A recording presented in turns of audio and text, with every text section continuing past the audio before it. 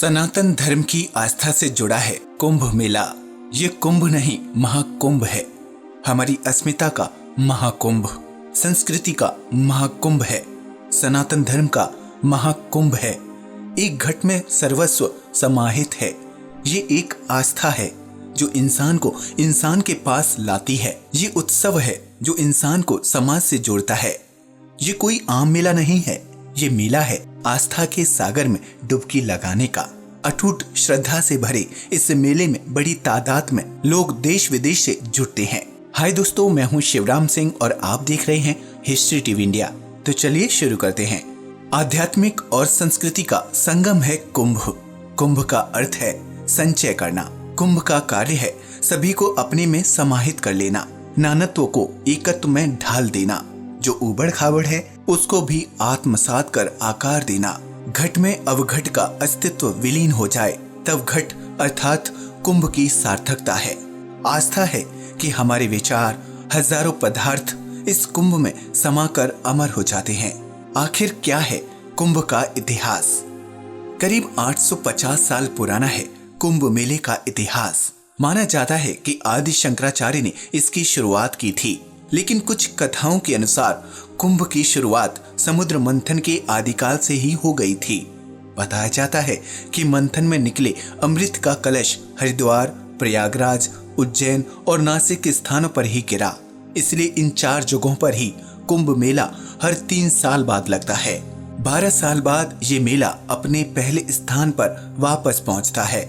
हरिद्वार में गंगा, उज्जैन में शिप्रा, नासिक में गोदावरी और प्रयागराज में 3 नदियों के संगम यानी गंगा, यमुना और सरस्वती नदियों के पावन तट पर आयोजित किया जाता है। प्रयाग का कुंभ मेला सभी मेलों में सर्वाधिक महत्व रखता है। राशियों और ग्रहों से जुड़ा है कुंभ मेला। कुंभ मेला किस स्थान पर लगेगा ये राशि तय करती है। कुंभ के लिए कुछ नियम निर्धारित हैं।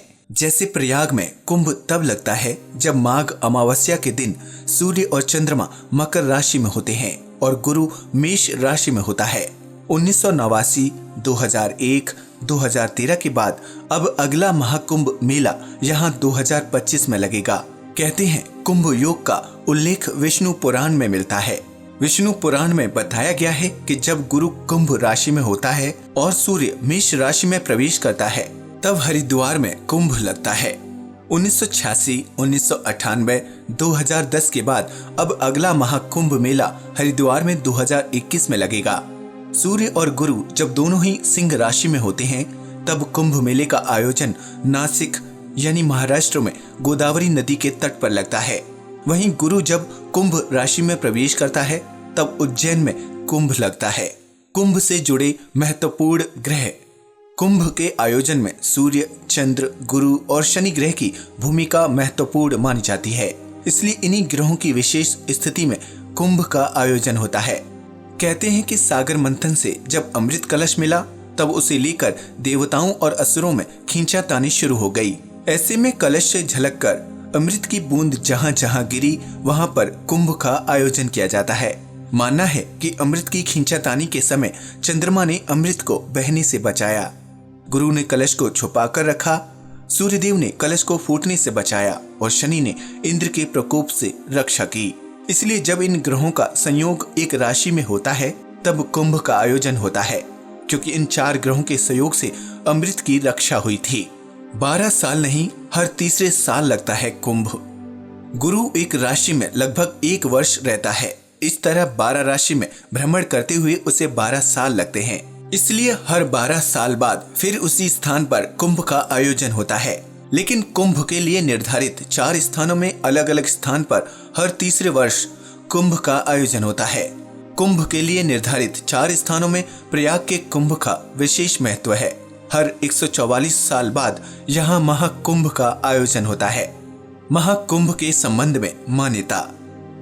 शास्त्रों की माने तो पृथ्वी का 1 वर्ष देवताओं का दिन होता है। इसलिए हर 12 वर्ष पर एक स्थान पर पुनः कुंभ का आयोजन होता है। देवताओं का 12 वर्ष पृथ्वी के 144 वर्ष के बाद आता है। मान्यता है कि 144 वर्ष के बाद स्वर्ग में भी कुंभ का आयोजन होता है। इसलिए उसी साल पृथ्वी पर महाकुंभ का आयोजन होता है। महाकुंभ के लिए निर्धारित स्थान प्रयाग को माना गया है। कुंभ केवल मेला मात्र नहीं बल्कि भारतीय जनमानस की आस्था का प्रतीक है। संगम के इस महासमागम में संपूर्ण भारत की झलक दिखती है।